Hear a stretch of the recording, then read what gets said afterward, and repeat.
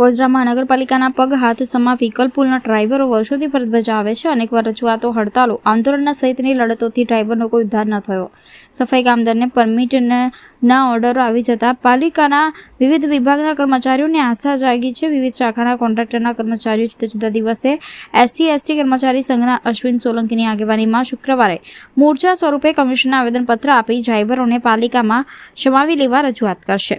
ઉલ્લેખનીય છે કે વ્હીકલ પુલમાં 20 વર્ષ જૂના ડ્રાઈવરો છે. વર્ષો ફરજ બજાવે છે. ઢોર પાર્ટીમાં જાનના જોખમે કામ કરે છે.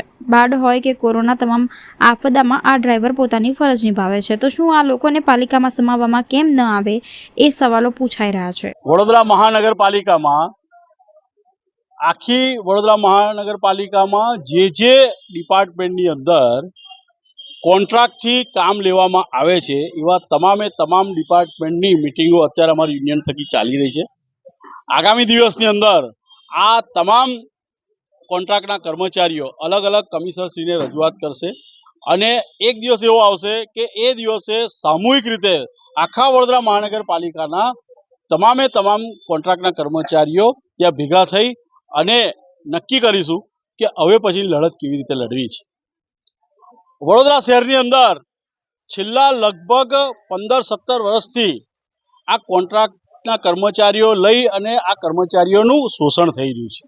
આ પહેલી વખત એવું બન્યું છે કે વડોદરા મહાનગરપાલિકાના ઇતિહાસમાં દરેક ડિપાર્ટમેન્ટના કર્મચારીઓ કોન્ટ્રાક્ટના ભેગા થઈ અને આ લડત સ્વયંભૂ ઉઠાવી રહ્યા છે.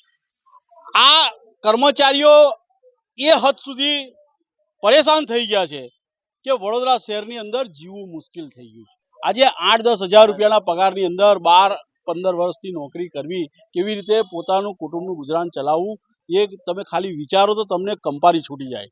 એવી પરિસ્થિતિની અંદર આજે આ કર્મચારીઓ જીવી રહ્યા છે અને એના જ ભાગરૂપે આજે વ્હીકલ પુલની અંદર જે કોન્ટ્રાક્ટના કર્મચારીઓ છે, ડ્રાઈવરો અને અન્ય કર્મચારીઓ છે, એ લોકોની મિટિંગ લેવા માટે અમે આવ્યા હતા અને નક્કી થયા પ્રમાણે શુક્રવારે એમનું આવેદનપત્ર કમિશનરશ્રીને આપીશું અને આગળની લડત તબક્કાવાર અમે જે આખો પ્લાન બનાવ્યો છે એ પ્રમાણે લડત આગળ ચાલતી રહેશે. અમારી માંગણી એક જ છે કે આ કર્મચારીઓને તમારું જે મહેકમ છે, જે વર્ષો જૂનું મહેકમ છે, આખું મહેકમ ખાલી છે, તો આ કર્મચારીઓને એ લોકોની અંદર કાયમીમાં એને કન્વર્ટ કરો. મેં હમણાં જે માહિતી લીધી તો લગભગ 30 કે 35 કાયમી કર્મચારીઓ હવે રિટાયર થવાના બાકી રહ્યા છે. બાકી આખું મહેકમ ખાલી થઈ ગયું. તો ભરવા માટે કોણ રોકે તમને? કે કોન્ટ્રાક્ટરોના ખિસ્સા ભરવા માટે આ કામ કરી રહ્યા છે. વડોદરા શહેરને સ્માર્ટ સિટી બનાવવું હોય, વડોદરા શહેરને સ્વચ્છતા સર્વેક્ષણમાં આગળ લઈ જવું હોય તો પહેલે આ પાયાની જે જગ્યાઓ છે એ ભરવી પડે. એ રજૂઆત કરવા માટે અમે કમિશનરશ્રીને જવાના. આમાં એવું છે કે આ જે કર્મચારીઓ છે છેલ્લા 18-19 વર્ષથી અહીંયા કાર્યરત છે અને કોન્ટ્રાક્ટ હેઠળ છે. અમે અનેક વાર રજૂઆત કરી પણ એનો કોઈ રિપ્લાય અમને આપવામાં આવ્યો નહીં. એટલે આથી અમે રજૂઆત કરતા જાય છે.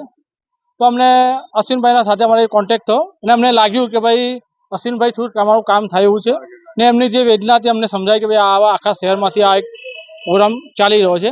તો અમને બી લાગ્યું કે ફ્યુચરમાં અમારું બી કંઈક થવું જોઈએ, કારણ કે આજે 19 વર્ષથી આ લોકો આ પરિસ્થિતિમાં જીવી રહ્યા છે. એટલે ભાઈ અમે આજે અમારો પૂરો સપોર્ટ અમે અશ્વિનભાઈને આપી રહ્યા છે અને આગળની જે બી રણનીતિ હશે એ અશ્વિનભાઈ થ્રુ અમે આગળ વધીશું. આટલા વર્ષે અમે જેટલી વાર અમે હડતાલો પાડવામાં આવી છે અને ખાલી આશ્વાસન આપવામાં આવ્યું કે ભાઈ તમારું થઈ જશે, પણ આજે કોઈ નિકાલ કરવામાં આવે નહીં. 2010માં બી ભરતી માટે 80 જણની ભરતી કરવામાં આવેલી. તમામ કર્મચારીઓ એના ફોર્મ બી ભરવામાં આવ્યા, પણ કોઈ લાગવડના કારણે એ ભરતી થઈ શકી નહીં ને હજુ સુધી એ ભરતી કરવામાં આવતી નથી. હવેની લડત એવું છે કે હવે આગળના પ્રોગ્રામ અમે જે SC/STના પ્રમુખ અશ્વિનભાઈ છે એના નિજાત અમે ચલાવીશું ને અમને જે લાગશે એ રીતે અમે ફોલોઅપ કરતા જશું.